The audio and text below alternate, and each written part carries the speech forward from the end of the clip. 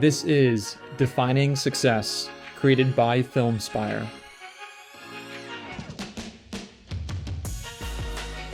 Hey guys, welcome back to another episode of Defining Success. We are here with our friends at ChildSavers. And if you guys are new to the podcast, we at Filmspire are a video production company in Richmond, Virginia. And we love on this podcast to have clients come back once we finish an engagement and a project with them to really talk about the success of the project, but we also want to know about what success looks like for them as an organization and for our guests personally. So I want to welcome our guests to the show. We have Alle and we have Madeline from ChildSavers. Thanks for coming, guys. Of course. Happy to be here. Yeah, thanks for having us. Yeah, absolutely. Can you guys just quickly introduce yourselves, like your name, your title, and just a quick little blurb about yourself? Yeah. Sure. My name is Alle Witt. I'm the Director of Development at ChildSavers. I've been there a little under 2 years, but I grew up in Richmond. I've worked in nonprofits here for pretty much my entire career. And yeah, I love this city and I love, community-based work. Awesome. Thanks, Alle. Yeah. Madeline? Hi, I'm Madeline Larson. I am the Marketing Communications Officer at ChildSavers. I am originally from Williamsburg, but came to Richmond for college at VCU. And I've also been working in the nonprofit sector pretty much my entire career. So starting about 2018 is when I started. And yeah, just been here ever since. Awesome. Great. Well, again, thanks for coming. And excited to kind of dive into this project that we worked on that we just wrapped, which is a big undertaking, 100 years, right? You guys are celebrating 100 years at ChildSavers. Can you just tell us a little bit about 100? That's amazing. 100 years. How do you even start to wrap your heads around that? Yeah, it's a huge milestone, and only a handful of other organizations in Richmond have reached that or kind of are set up to reach that soon. And I think, to your point, it is really hard to just even wrap your full mind around that. I think even the pandemic has changed how time functions and how we relate to time. And so one of the first things that we did was actually hire a historian to dig deeply into ChildSavers history. So we have had kind of bits and pieces of the history that have, survived in our communications and our records, but we've never had someone really do a deep dive into that. So that was the first piece where we said, okay, if we want to celebrate this milestone, film a video, have these other pieces commemorating this, this achievement, we really want to tell the story of ChildSavers and how we started in 1924 and just the trajectory of where we are now. That's wild. Madeline, can you give give people a quick, brief introduction? What is ChildSavers? Who is ChildSavers? What do you guys do? So at ChildSavers, we focus on providing mental health services to children in the greater Richmond area, as well as providing child development services for child care providers, also in the greater Richmond area, but across the Commonwealth as well. And so we provide mental health services at our outpatient clinic in Church Hill. We also have therapists based in public schools, in Richmond Public Schools, Hopewell City, and now Colonial Heights. So kids can refer themselves and see therapists and receive services where they are in their public schools.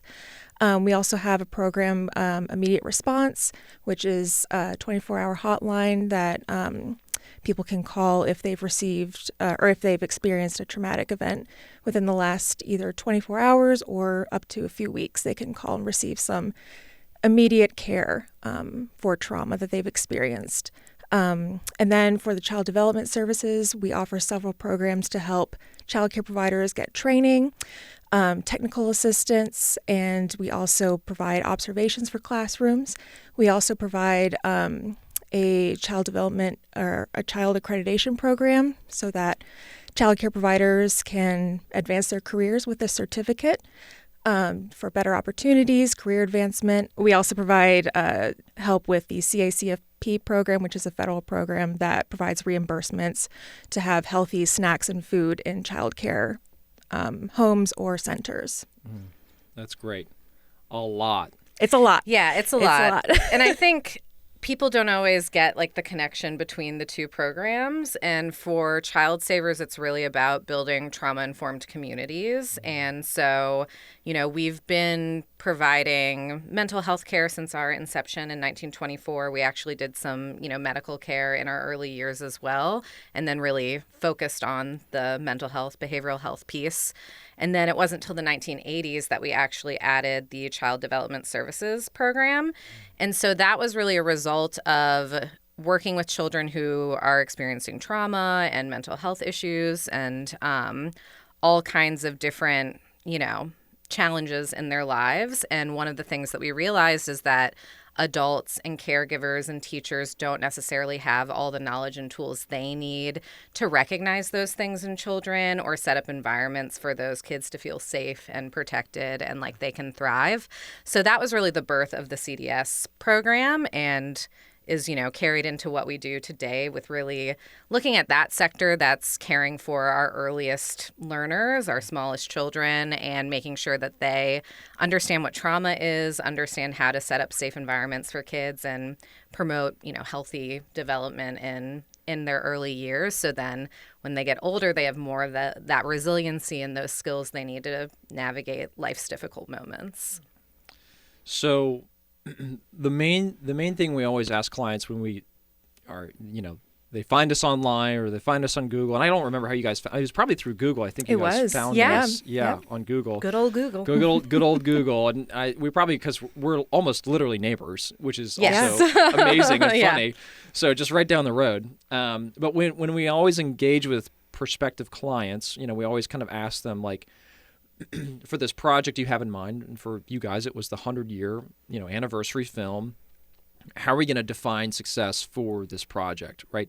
And that's one thing we wanted to help you cast vision for, is like, how are we going to, when we create this and it's all said and done, how are we going to know this was successful? Do you remember what some of those things, maybe those things were? I know for me, there was probably several that kind of come to my mind. I think of, well, one, it's really hard. Like, as you said, as an organization, you guys do so much, right? You do so much. And so how do we communicate all that we do in such a short, concise, video without it being a 30-minute film, So how do we create something short? So if we could make something really short and compelling, we knew that would be a great thing. What were some other things that you felt like were really important at the time that this video would do?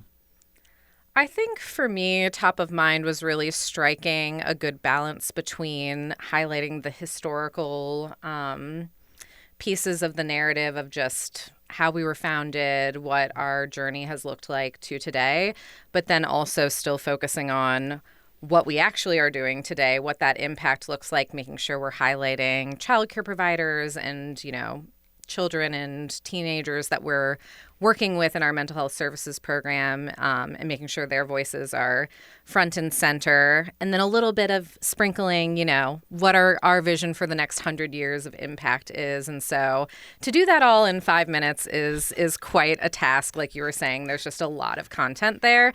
So I think that for me was really, if we can strike that balance of still speaking to the history, what we're doing today, and then how we're looking forward, that was success to me. Yeah, absolutely. Anything come to you, Madeline? Coming into the project, I think we really kind of focused on like those 3 acts. Mm-hmm. It was like, why did we start?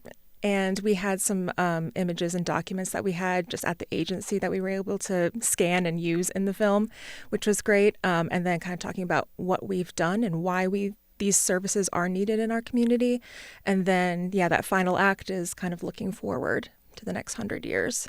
So I think that was kind of the main focus for the video that we had going into this project. And I know we also, part of the scope was, excuse me, obviously like the original version, the several minute long, 4 or 5 minute video. And then we wanted shorter versions as well, right? Mm-hmm. Because there was some marketing strategy behind that, mm-hmm. right? Because you were going to get that out to the media or share online and things like that. That was another factor I remember being kind of a metric that we wanted basically to do that. We wanted a lot of different voices, mm-hmm. right? That was a big goal. What were some of the voices we had that you wanted to include, made sure that we included in the film?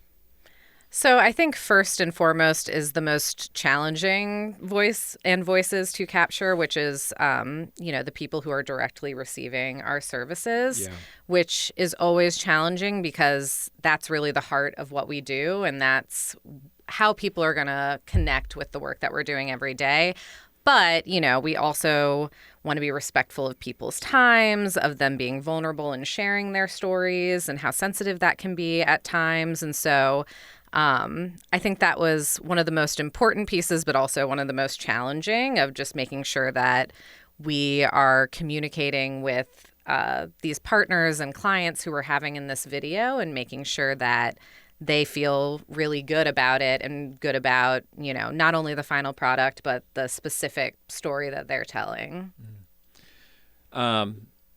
It was quite the process to create the whole thing. Yes, right? yes. Yeah. It was. And, beyond obviously kind of clients and partners, we also wanted to feature staff, of course. And then our staff is about 80, 83, 84. And so who is the right person to have in this video is definitely a big question. And so we wanted to highlight one of our board members whose grandmother was one of the key founders of ChildSavers, which is just a really special connection from our current board to our founding, and just how that family has really played cool. a role throughout our history. And that board member, one of his other family members, just recently joined our endowment board. And so they've been the Branch family has been very, very committed to ChildSavers for 100 years, which is pretty incredible. So I think, making sure we had the right people, again, in a 5-minute video was a very challenging process, but I think we struck a good balance of those things.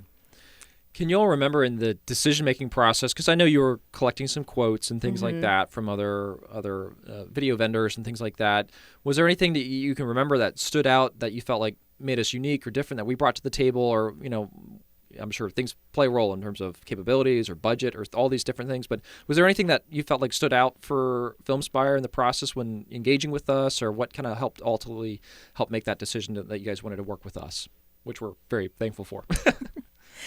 Yeah, so I did the initial research Right. for all the different companies, and one thing was, you were in the neighborhood, which was important to us. And another thing was, just looking at your website. We got to see all of your testimonials, but also the work that you've done with other projects and just how they were shot, how the stories were told. It was just something that I felt like we wanted you all to be a part of telling our story in similar ways. And then, of course, as a nonprofit and us and on the fundraising team, budget was also very important, and you all were very competitive. And so that was another major factor. Communication, I thought, was really great. You and Deidre. Shout out to Deidre. Big shout out to Deidre. Yeah. Did a lot of amazing heavy lifting. A lot of back for and forth this. with Deidre. And so communication was great. And then just our initial Zoom meeting and our first kind of interview, I just thought was very impressive, very thorough. You asked great questions. And I don't know, I just kind of felt like it was the right fit when we hung up on that Zoom call. That's great. Yeah, we care a lot about fit. It's like, because it is a beautiful and taxing process to create something like this. Yeah. And so you want everyone to feel good about each other, and there's going to be hiccups or challenges. And so having the fit and good open communication, we found that when we have that with our clients, like, those are our best projects, because there are challenges. We're going to have to all figure it out together. Right. And it's more than just a transactional kind of relationship. 100%. Like, it really is collaborative, and, you and your team bring a certain expertise that we don't have, and then we obviously have our knowledge and expertise. And so I think the ability to combine those things and have them, be all working together is really special, and it all fit for this one. Thank you, Allie. So, with that, kind of like, we started working together. I mean, overall, I'd love to hear from both of you. What was it like to work with Filmspire? Like, what went well? What was it like? What do you feel like we really did great at? Just what was overall the experience like working with us to produce the film? I thought it was a great experience. Again, like Madeline was saying, the communication, I think I am a communication person. And so feeling like even when there were hiccups or there were things that weren't going perfectly. Just having that open and transparent communication and being able to be flexible, but still, we have to work within a certain timeline. And so I think the fact that we, kind of all came to the table in good faith and really wanted the project to be successful meant that those challenges we could work through pretty easily. And yeah, there were some hard things on our end of just kind of getting the video and the participants coordinated, and it never felt like you all were upset or, angry if things aren't on the perfect timeline. And I just think that, level of grace of what we are all navigating in order to make this project come to fruition, I really appreciated that because the nonprofit world can be chaotic sometimes. There's a lot going on. Well, so can the for-profit world. Yeah, no, for sure. Yeah. It is also, you always get to a point in your project every time it feels like, man, how is this going to get done? I have no idea. We all kind of get there at some point, but we push through. Mm-hmm. Yeah, I'd say, I mean, you guys made it so easy.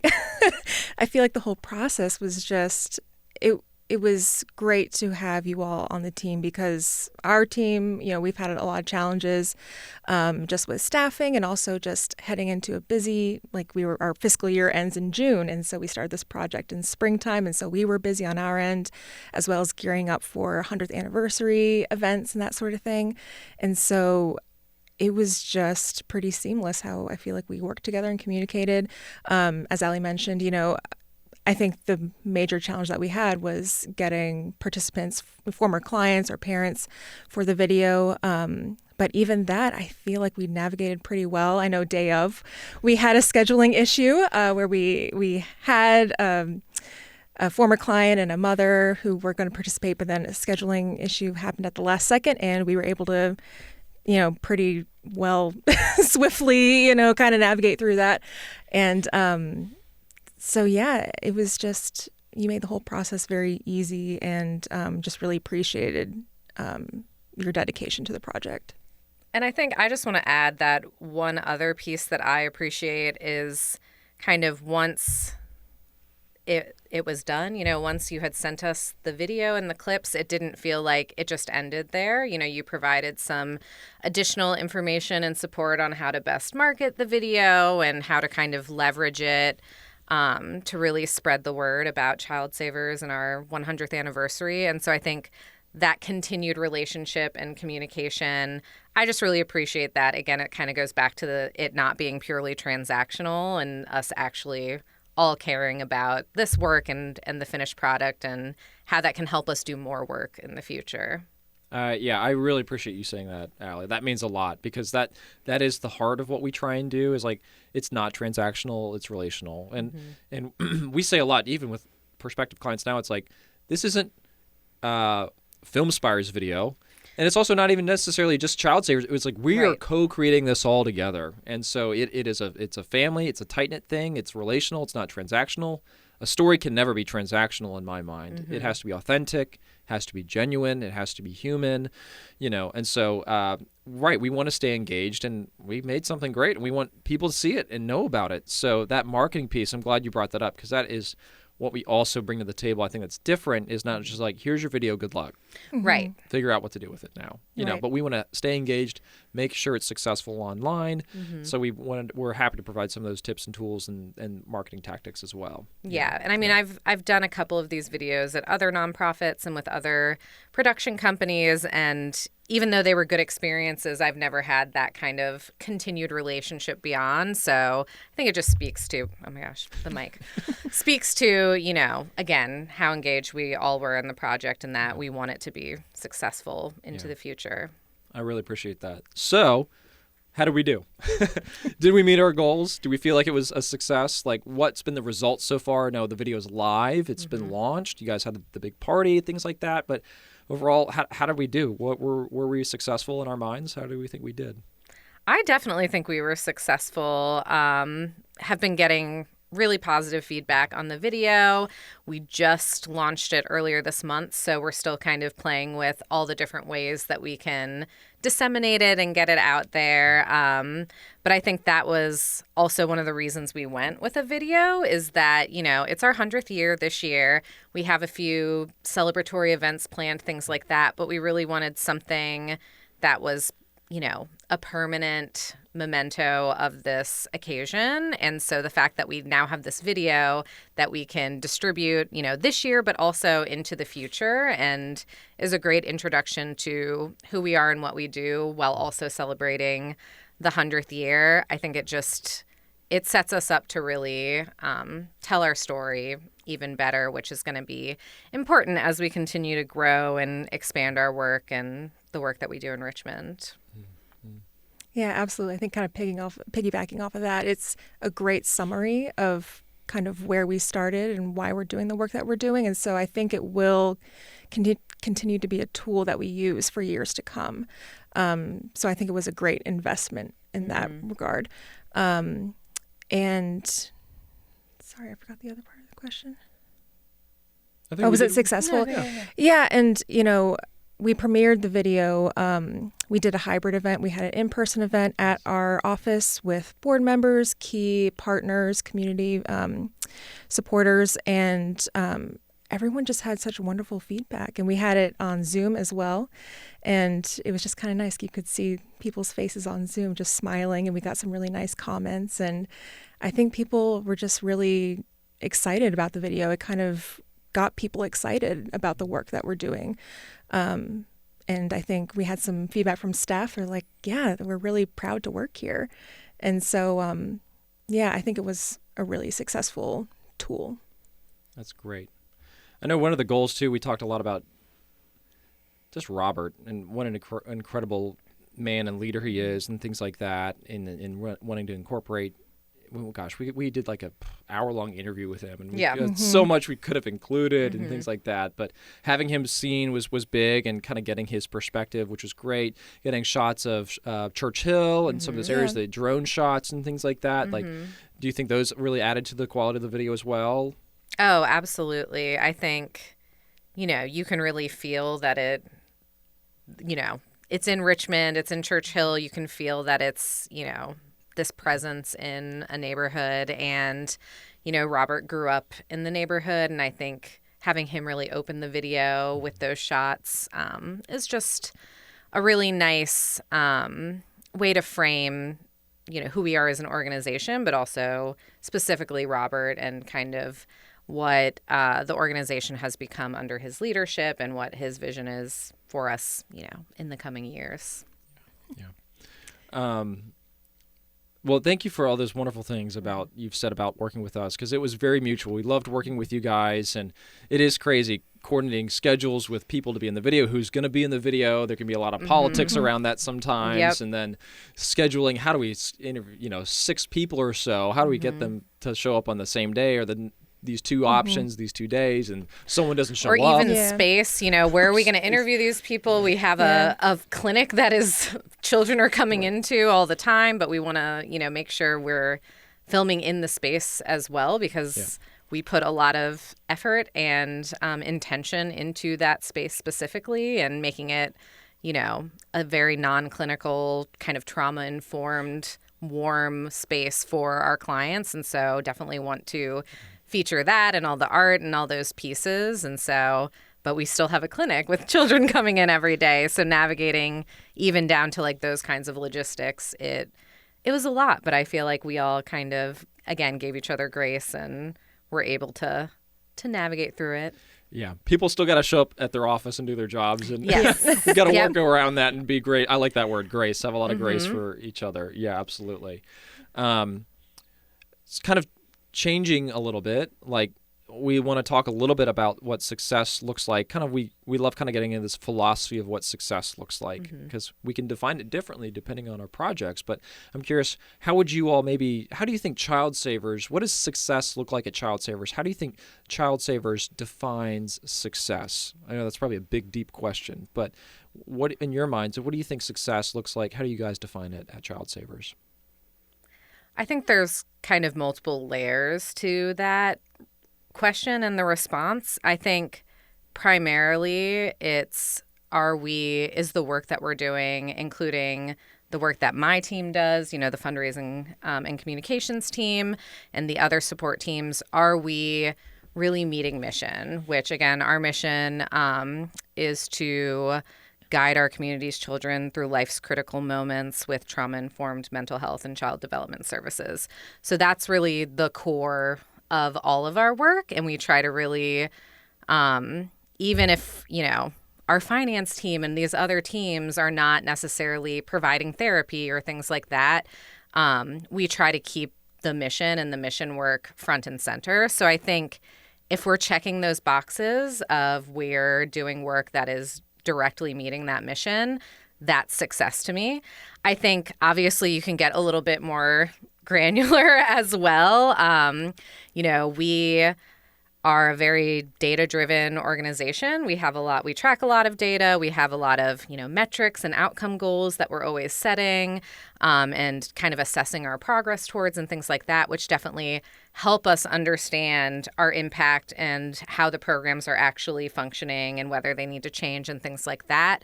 But it's understanding that data is just one piece of it, and it speaks to a larger story. And if we're not meeting certain goals, that doesn't necessarily mean we're not being successful or we're not doing good mission work. It's just there might be something going on that we need to tweak and adjust or change how we're operating a certain program. So I think, it's looking at how all those pieces fit together to do the mission work. And I think another piece that we're thinking about more and more is beyond kind of the clients and the childcare providers that we're working with directly. What does it look like to advocate for our community being one that is trauma-informed and is set up for children and adults to thrive, and what that really looks like? It just makes me think of, a few years ago, in partnership with the city, we launched a gun violence prevention program called We Matter.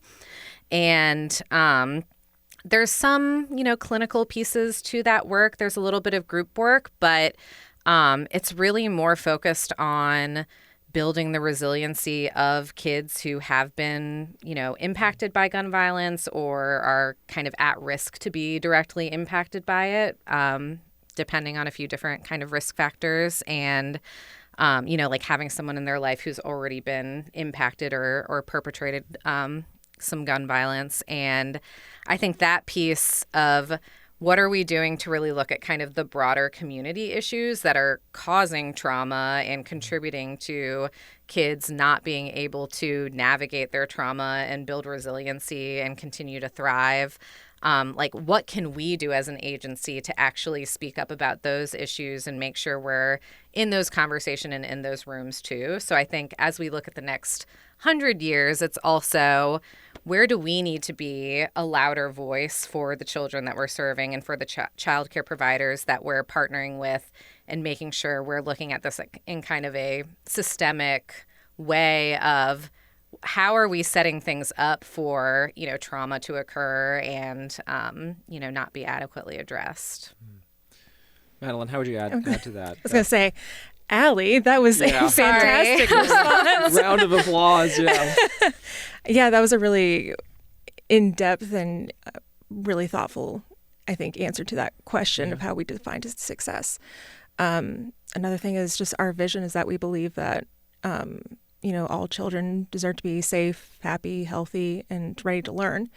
And so I think we really base our success off, do children feel safe coming into our clinic? Do they feel safe with their clinicians? Do they feel safe in childcare homes, centers with childcare providers that provide safe and quality care for them? Do they feel ready to learn? Do they have, the tools that they need to build resilience, but also to focus, to build relationships in life, focus on school? Do they have... Sorry, my mind just went blank. No, you're fine. Yeah, I think all those things matter a lot. Do they feel safe? Are we doing what we can to make sure they're being set up for success? Yeah, exactly. Yeah. And so I think that's kind of a major part of our mission and success, or how we measure success, is, are we improving our community's children? Are they leaving our clinic better than before they came in? Yeah.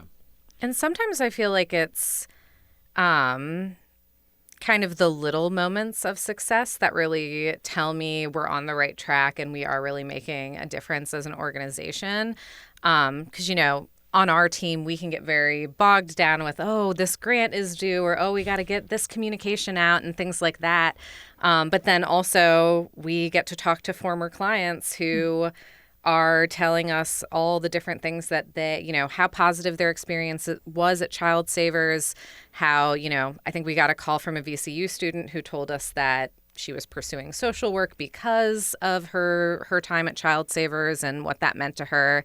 And so things like that, hearing directly from clients and those stories that we get here and there, that really, to me, that gets me in the heart of, okay, even if we don't meet every single metric sometimes, or there are challenges that we have to pivot and navigate, like, the work we're doing is impactful. It is, even if it's on this, individual level, sometimes it's really setting children up to be successful later in their life, whatever success looks like for them. It's not, one single metric for what success looks like. So, yeah, I think, again, it's like we can check all the boxes, but if we're not getting that kind of feedback directly from the people we're working with, then that's when you really need to take a step back and say, what are we doing? Like, do we need to adjust kind of how we're operating? Well said. And you're right. Success is multifaceted, I think, and there's different ways you can kind of gauge or grade success. So I'm curious, on a personal level, you all are doing great work, and you all have gotten to ChildSavers because you all have taken a career path that have gotten you to where you are today. You guys are, at least in my mind, you guys are really leaders in your industry and your community, and working in supporting children's mental health and things like that. So I want to ask both of you individually, how do you guys define success for yourself personally? It could be a career, it could be a personal success, but how do you kind of define maybe what success looks like for you, Alle, and for you, Madeline? What do you think that looks like for you guys, or things that have led you to be successful to where you are today? Do you want to go first? Yeah. Or you want me to go? I can go. Okay. I think I've followed in my career this nonprofit world because I think it's really important just for me personally to make an impact in the community. And so I've always been attracted to nonprofit work. And I think another thing that, helps me define success is just being happy with the work that I'm doing and having it kind of connect with my morals and values. And also working for an institution that provides a work-life balance, and just feeling good about the work that I'm doing. I would define that as my personal success. Thanks for sharing that. That's beautiful. Alle, what about you? So I'm going to start off with that. I'm a recovering perfectionist. So this is a hard question for me. No, I do think sometimes I'm the type of person that can get very caught up in, did we meet this goal? Did we get this grant? And while that's important and that's necessary to make sure that we have all the financial resources that we need as an organization to keep doing the work that we're doing, I think I've realized that giving myself some grace and not tying my definitions of success to these kind of individual points in time or individual decisions or events has been really important, and looking more at the big picture. Again, kind of what Madeline was talking about, of that alignment of ethics and values with the work I'm doing. And to me, that goes beyond like the actual organization I'm working for and the programs and the mission work. Obviously, for me, I need that alignment there. I need to care about the mission of the organization if I'm going to be raising money for it. But beyond that, it's also, if I'm on a leadership team, or is this an agency that's treating its staff and employees well? Is this, if I'm a manager and managing multiple people, do they feel heard and supported and like I am contributing to their long-term career success? Kind of all of these different pieces of just what does it mean to be, an ethical leader, and while also, again, still giving myself grace, because I know we're all human, we all make mistakes. But I think that's always at the forefront of my mind, of even if we don't, get every single donation we ask for, every single grant, are we, is my heart aligned with what we're doing? Are we still seeing that positive impact? And so, yes, we like it when we meet our fundraising goals, but I've really learned, over the last 10 years that that's just one piece of it. And there's a lot of external factors sometimes in those decisions as well. And so to recognize that, as long as we're doing the best that we can to put our, best foot forward and put those efforts out there, then, that's successful in my mind. I love both those answers are phenomenal. Yeah, because they're different, they're nuanced, they're unique, and I'm also a recovering perfectionist. Yeah, still working on it, but it sometimes it comes in handy. But sometimes it's a very helpful coping mechanism. Yeah, exactly. But at least you can recognize it and say, "Hey, simmer down about that. It's fine." Still working progress on. Yeah, exactly. Well, I just want to thank you again for taking the time to speak with me today and rehash the project. And it's been such a great experience. And I think, Allie, what you were saying, I don't want this to be the end, obviously. We want to stay engaged with you guys and things like that. So maybe just one or two more questions I'd love to ask before you kind of wrap. But I mean, would you recommend other organizations work with us? Was the experience great? Would you recommend us to others in nonprofit, for-profit? What would you say?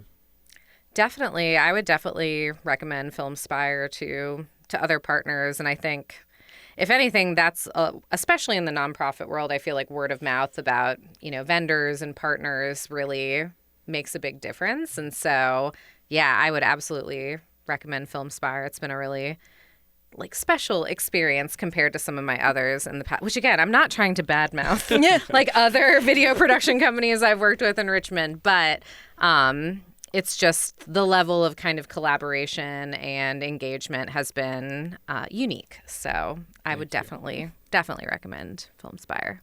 Thank you. Yeah, absolutely. I wouldn't hesitate to recommend you all to another agency or organization, business. And, your work speaks volumes. And so I think they can just take a look at our video, your videos, and just see, producing a film, it's a big investment for any organization, requires a lot of resources, a lot of time. And I just think, your work speaks for itself. And I would absolutely recommend you to any colleagues.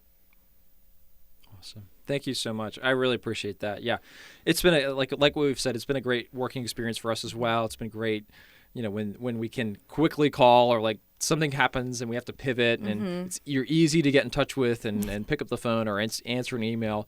All those things make a huge difference. So we love ChildSavers. We love you guys. It's been an amazing experience. We love working with organizations that are making an impact, and you guys clearly have been making an impact for 100 years. So we're excited to see what the next 100 years looks like at ChildSavers, and hopefully we're still a part of that story as well down in the future. So thank you again for coming and having this great conversation, and we really look forward to seeing what the future holds for you guys and for us as well. So thank you. Thanks so much for having us. We're excited too. Thanks guys for watching. Tune in next time for another episode, and thanks guys. Have a good day. Bye. Bye.